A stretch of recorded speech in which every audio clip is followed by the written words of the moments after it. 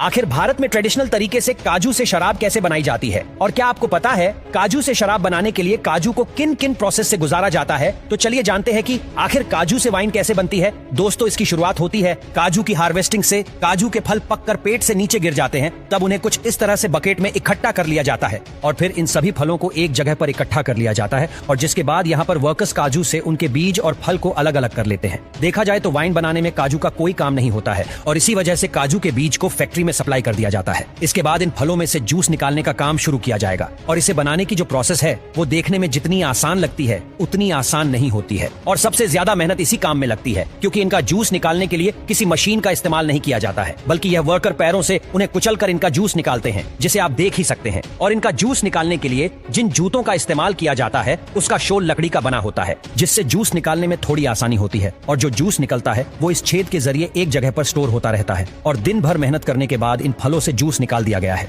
लेकिन अब भी इन फलों में से सारा जूस नहीं निकला है, तो इनका सारा जूस निकालने के लिए इन्हें एक जगह पर इकट्ठा कर दिया जाता है और कुछ इस तरह से रस्सी की मदद से बांध दिया जाता है और जिसके बाद उनके ऊपर भारी भारी पत्थर को रख दिया जाता है कुछ इस तरह से और फिर रात भर ऐसे ही छोड़ दिया जाता है जिससे कि इसमें से रस का आखिरी कतरा तक निकल जाए। रात भर ऐसे ही रखने के बाद इसका सारा रस निकल चुका है। अब इस जूस को छाना जाता है और फिर फॉर्मेटेशन प्रोसेस के लिए इसे 3 से 4 दिनों तक एक ड्रम में स्टोर कर दिया जाता है और अब इस फॉर्मेटेड जूस को एक बड़े से तांबे के बर्तन में डाला जाता है और जिसे एक मिट्टी के बर्तन से ढक दिया जाता है और फिर इसे गीली मिट्टी से कुछ इस तरह से पैक कर दिया जाता है और साथ ही इस बर्तन में छेद होता है, उसमें एक पाइप लगा होता है और इसे भी गीली मिट्टी से कुछ इस तरह से पैक कर दिया जाता है और फिर इस बर्तन को आग में तपाया जाता है और करीब 7 से 8 घंटे गर्म करने के बाद ये जूस काफी गर्म हो जाता है और इसमें से भाप निकलने लगती है और जो भाप होती है वो इस पाइप के जरिए बाहर निकलती है और ठंडा होकर लिक्विड के रूप में बदल जाती है और इस पाइप के दूसरे छोर से बाहर निकलती है और जहाँ पर एक बर्तन में स्टोर होती रहती है। तो अब आपके सामने तैयार है काजू से बनी शराब और अब इस शराब की जांच की जाती है, इसके टेम्परेचर और इसके जाग को चेक किया जाता है। अगर ये सही है फिर तो ठीक है,